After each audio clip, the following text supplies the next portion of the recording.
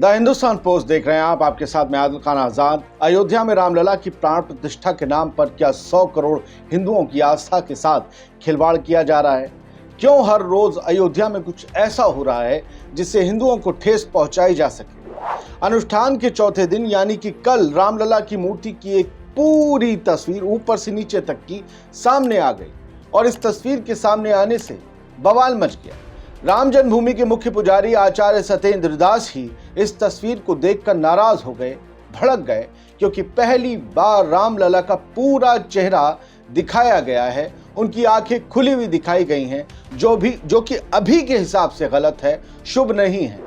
ऐसा क्यों हुआ और ऐसा क्यों है कि अभी उनके नेत्र नहीं खुल सकते, ये आप पहले जान लीजिए। फिर मैं आपको ये बताऊंगा कि जन्मभूमि के मुख्य पुजारी ने नाराजगी में क्या कहा और एक और बड़े शंकराचार्य या पीठाधीश्वर, उन्होंने इस मूर्ति को लेकर एक और हाहाकारी बयान दिया है। वो भी आखिर तक देखेंगे तो आप जान पाएंगे। दरअसल रामलला की प्राण प्रतिष्ठा तक उनका पूरा श्रृंगार होगा, लेकिन नेत्र यानी आंखें नहीं खुलेंगी। पूरी बॉडी का, पूरी मूर्ति का होगा श्रृंगार, नेत्र नहीं खुलेंगे। इसीलिए आपने पहले से तस्वीर देखी होगी, आंखों पर पट्टी रखी है। इन दिनों मंत्रों का उच्चारण और कर्मकांड हो रहे हैं। इस बीच रामलला के शरीर के दूसरे हिस्से खोले जा सकते हैं, लेकिन नेत्र यानी आंखें नहीं खोली जा सकती। पट्टी टाइट रहनी चाहिए। अब इस तस्वीर में रामलला के नेत्र खुले हुए दिखाई देने पर राम जन्मभूमि के मुख्य पुजारी आचार्य सत्येंद्र दास ने नाराजगी जताई और कहा कि ऐसा स्वरूप मिल नहीं सकता। अगर ऐसा हुआ है तो उसकी जांच होगी। इसके साथ ही उन्होंने कहा कि प्राण प्रतिष्ठा तक भगवान के नेत्र नहीं खुलेंगे, जो हुआ ये गलत है।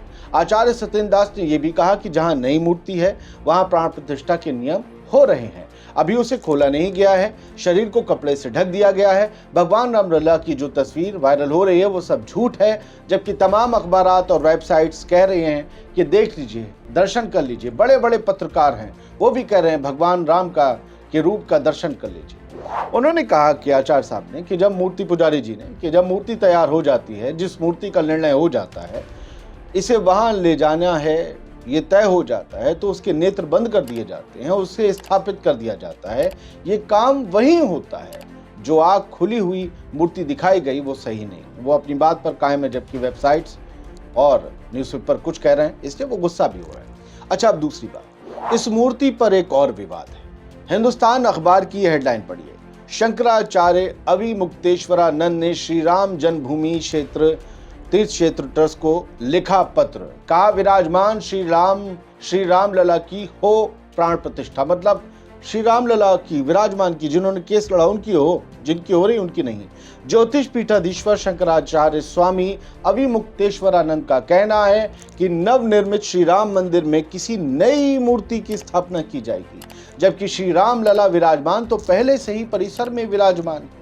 यहाँ प्रश्न ये होता है कि अगर नई मूर्ति की स्थापना की जाएगी तो श्री रामलला विराजमान का क्या होगा, जो मूर्ति अपने आप से प्रकट हो गई थी 40-50 के दशक। वो आगे कहते हैं कि अभी तक राम भक्त यही समझते थे कि ये नया मंदिर श्री रामलला विराजमान के लिए बनाया जा रहा है, पर अब किसी नई मूर्ति के निर्माणाधीन मंदिर के गर्भगृह में प्रतिष्ठा के लिए लाए जाने पर आशंका प्रकट हो रही है कि कहीं इससे श्री रामलला विराजमान की अपेक्षा ना हो जाए। हम उनके वर्ड्स हूबहू पढ़ रहे हैं, मामला धर्म का है।